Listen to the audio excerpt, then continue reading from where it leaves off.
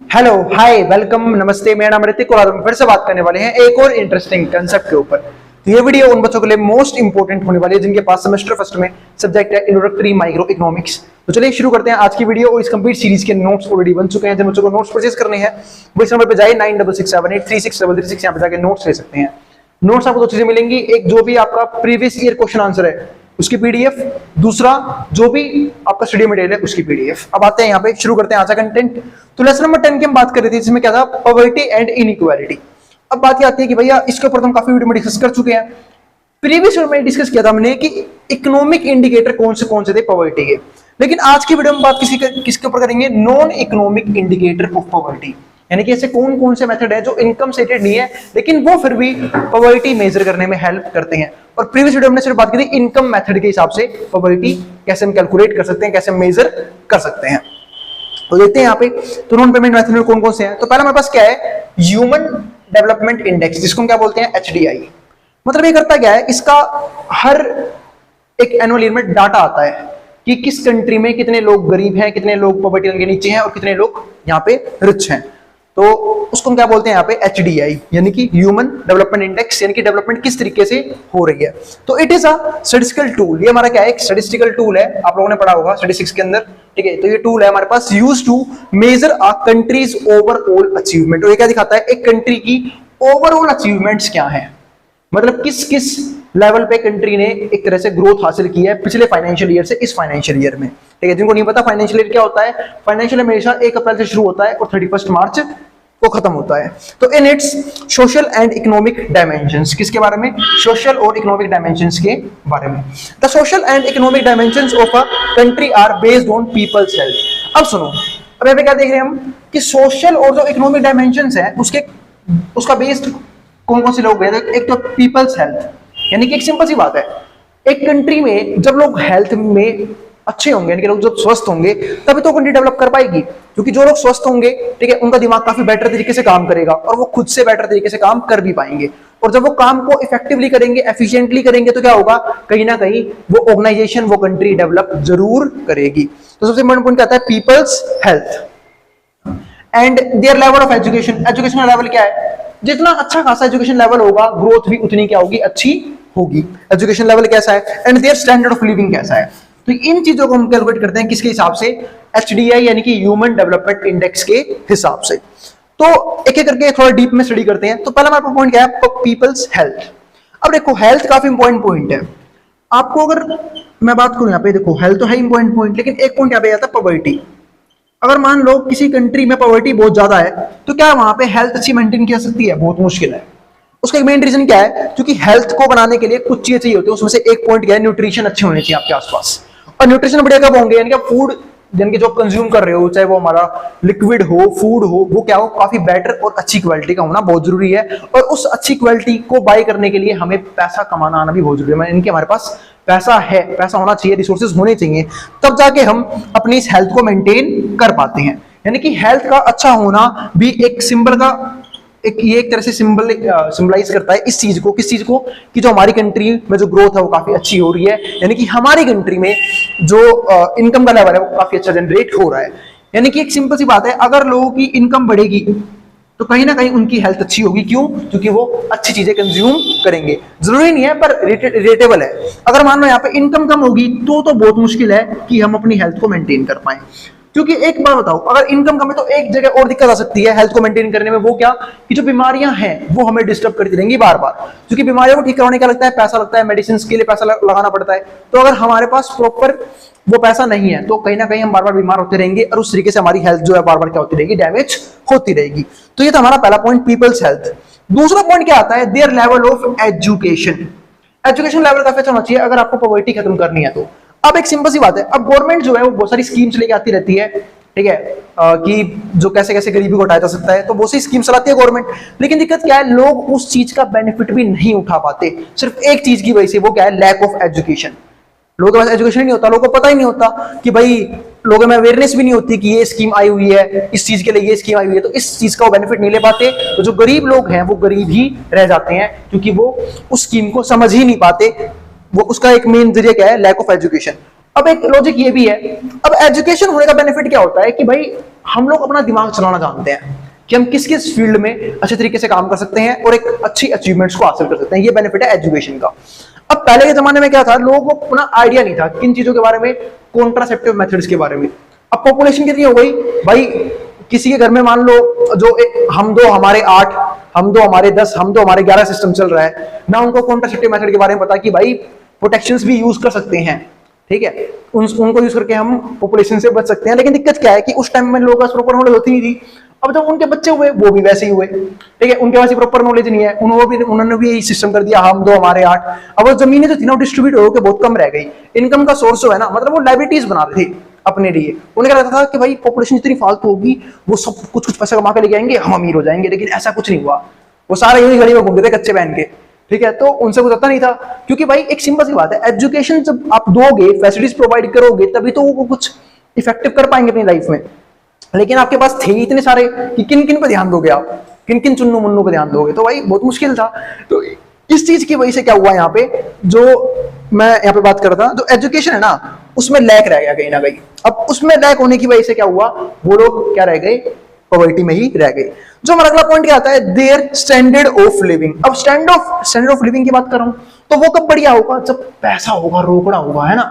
अब जिनके पास रोकड़ा ही नहीं, सोचेंगे मर्सिडीज में घूमेंगे, कैसे घूम लेंगे भाई मर्सिडीज में, ठीक है, उसके लिए पैसा होना जरूरी है ना। पता लगे i10 की औकात नहीं है, पी के बोल रहे हैं हम यहाँ पे कि भाई हम तो मर्सिडीज चलाएंगे, तो वो चीज हो जाती है। तो स्टैंडर्ड ऑफ लिविंग मेंटेन कब होगी, जब एक तरह से पैसा अच्छा खासा होगा, रिसोर्सेस बहुत अच्छे तरीके से होंगे।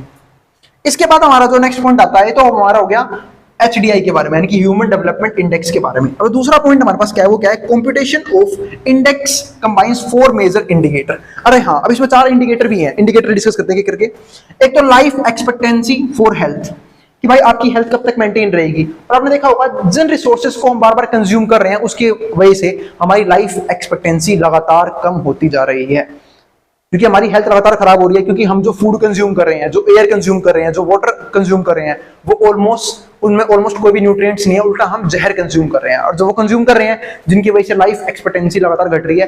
पहले की उम्र होते थे ना दादा वगैरह, कि भाई उनके परदादा भी हैं, दादा भी हैं, सारे लोग हैं। लेकिन आजकल क्या हो रहा है कि लोगों को बीमारियां बहुत जल्दी लग रही हैं, 45 की उम्र में, 50 की उम्र में, यानी कि अर्ली 40s में जो है ना, वो बीमारियां आनी शुरू हो जाती हैं बॉडी के अंदर। और उसका एक मेन रीजन क्या है, एक पुअर हेल्थ सिस्टम। दूसरा हमारे पास क्या आता है यहाँ पे, एक्सपेक्टेड ईयर्स ऑफ स्कूलिंग। अब स्कूलिंग का एक्सपेक्टेड ईयर यहाँ पे तय करना बहुत जरूरी है। जैसे अब कई लोग क्या होते हैं, बंधुआ मजदूरी में लगा देते हैं अपने बच्चों को, ठीक है। अब भाई एक सिंपल सी बात है, हम दो हमारे 10 करोगे तो यही सिस्टम करने पड़ेंगे। तो इसलिए सिस्टम पर थोड़ा कंट्रोल रखना बहुत जरूरी होता है। और अब तो दुनिया में बहुत सारे मेथड है, हो सकता है उस जमाने के लोगों को नॉलेज ना हो, लेकिन अब तो ठीक है बहुत सारे मेथड्स हैं। और आप लोगों ने तो बायो में पढ़ाई होगा बहुत सारे मेथड्स, मैं डिस्कस नहीं करूंगा अभी उन्हें, ठीक है। तो एक्सपेक्टेड ईयर ऑफ स्कूलिंग होना बहुत जरूरी है। इसका मतलब यहाँ पे क्या है कि भाई कम से कम जो है ना, बच्चा या तो 10th पास आउट हो या 12th पास आउट हो। जैसे आपको पता होगा कि इंडियन एजुकेशन सिस्टम में कि 16 ईयर्स तक की जो एजुकेशन है वो कंपलसरी कर रखी है, जिसको हम क्या बोलते हैं, राइट टू एजुकेशन।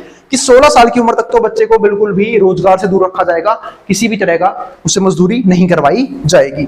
इसके अलावा जो हमारा नेक्स्ट पॉइंट है, थर्ड पॉइंट, वो क्या है, एवरेज ईयर्स ऑफ, ये हमने देख लिया स्कूलिंग फॉर एजुकेशन की एवरेज ईयर स्कूलिंग क्या है बच्चों की। पर दिक्कत क्या है कि कुछ स्कीम्स गवर्नमेंट ले तो आती है, लेकिन दिक्कत क्या है, वो पन्नों पे ही रह जाते हैं सिर्फ और सिर्फ, उसे रियल लाइफ हम अप्लाई ही नहीं कर पाते, या फिर वो अप्लाई ही नहीं हो पाते। हम देखते हैं बहुत सी जगह, आपने भी देखा अपने आसपास, जहां पे बच्चों से भी क्या करवाया जाता है, काम करवाया जाता है, उन्हें स्कूल वगैरह या फिर एजुकेशन वगैरह देने की बजाय।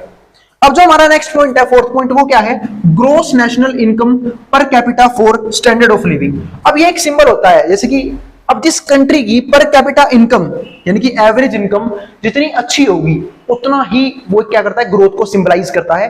कि मतलब एक सिंपल सी बात है, अगर किसी कंट्री में एवरेज इनकम, मैं कहता हूं पर कैपिटा इनकम काफी ज्यादा है, इसका मतलब क्या है कि वहां पे लिविंग ऑफ स्टैंडर्ड भी क्या है, काफी अच्छा है, क्योंकि लोगों के पास रिसोर्सेज फालतू है, पैसा फालतू है।